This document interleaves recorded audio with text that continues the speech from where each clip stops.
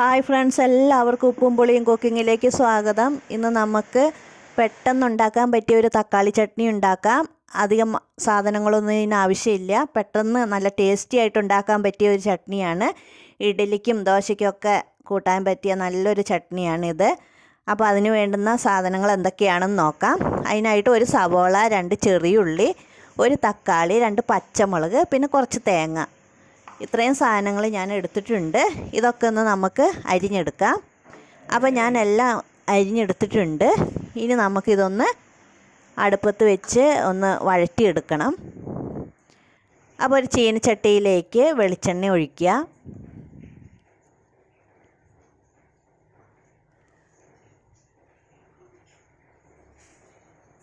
വെളിച്ചെണ്ണ ചൂടായി വരുമ്പോൾ 2 വറ്റൽമുളക് ഇട്ട് കൊടുക്കുക. വറ്റൽമുളകൊന്ന് അതിലിട്ട് മൂപ്പിക്കണം.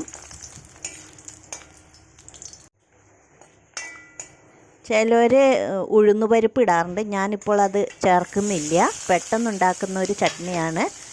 അപ്പോൾ അധികം സാധനങ്ങളില്ലാണ്ട് തന്നെ നമുക്ക് ടേസ്റ്റായിട്ട് ഉണ്ടാക്കാൻ സാധിക്കും. ഈ സവോളയും പച്ചമുളകൊക്കെ അരിഞ്ഞത് ചേർത്ത് അതൊന്ന് വഴറ്റിയെടുക്കാം. ഇപ്പോൾ അത് വഴന്ന് വന്നിട്ടുണ്ട്.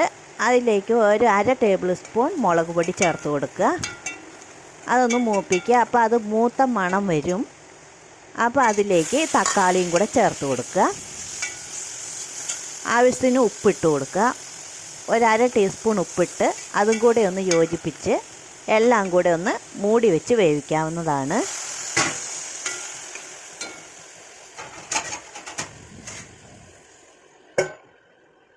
ഇപ്പോൾ ഞാൻ 5 മിനിറ്റ് കഴിഞ്ഞൊന്ന് എടുത്ത് നോക്കുന്നുണ്ട്. അപ്പോൾ തക്കാളിയൊക്കെ ഏകദേശം വെന്തിട്ടുണ്ട്. ഇനി നമുക്ക് ഇത് കുറച്ച് നേരം ഒന്ന് ചൂടാറാൻ വയ്ക്കണം. ചൂടാറിയതിന് ശേഷം ഒരു മിക്സിയുടെ ജാറിലേക്കിട്ട് ഒന്ന് അരച്ചെടുക്കാം. അതിലേക്ക് നമുക്ക് തേങ്ങ കൂടെ ചേർക്കണം. ചിലർ തേങ്ങയൊന്നും ചേർക്കാണ്ടാണ് അരയ്ക്കുന്നത്. ഞാനിവിടെ തേങ്ങ ചേർത്ത് അരയ്ക്കുമ്പോൾ ഒരു ടേസ്റ്റ് വേറെയാണ്. അപ്പോൾ അതുകൊണ്ട് ഞാൻ തേങ്ങ ചേർത്ത് അരയ്ക്കുന്നുണ്ട്.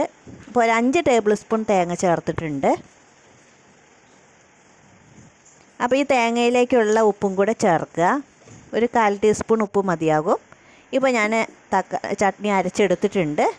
അപ്പോൾ നമ്മുടെ ഈ തക്കാളി ചട്നി ഒന്ന് നമുക്ക് താളിച്ചെടുക്കണം. അതിന് വേണ്ടി അടുപ്പത്തേക്ക് ചീനിച്ചട്ടി വെച്ച് ഒരു 2 ടേബിൾ സ്പൂൺ വെളിച്ചെണ്ണ ഒഴിച്ചു കൊടുക്കുക. അതിലേക്ക് 1/2 ടേബിൾ സ്പൂൺ കടുകിട്ട് പൊട്ടിക്കുക.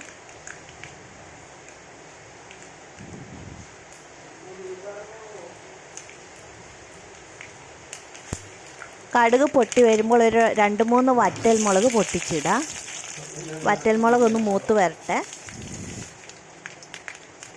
വറ്റൽമുളകൊന്ന് ചുമന്ന് വരുമ്പോൾ അതിലേക്ക് കറിവേപ്പില ഇട്ട് കൊടുക്കുക.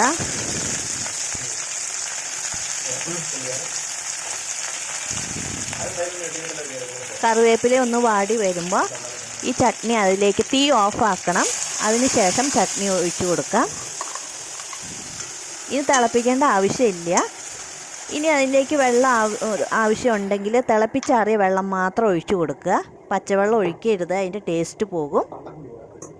അപ്പോൾ കുറച്ചും കൂടി ഒന്ന് കട്ടി കുറവ് വേണ്ടവർക്ക് കുറച്ചും കൂടെ വെള്ളം ചേർക്കാവുന്നതാണ്. അപ്പോൾ ഇപ്പോൾ ഈ ഒരു പാകത്തിന് ഞാൻ ചട്നി എടുത്തിട്ടുണ്ട്. അപ്പോൾ എല്ലാവരും ചെയ്ത് നോക്കുക. Thank you.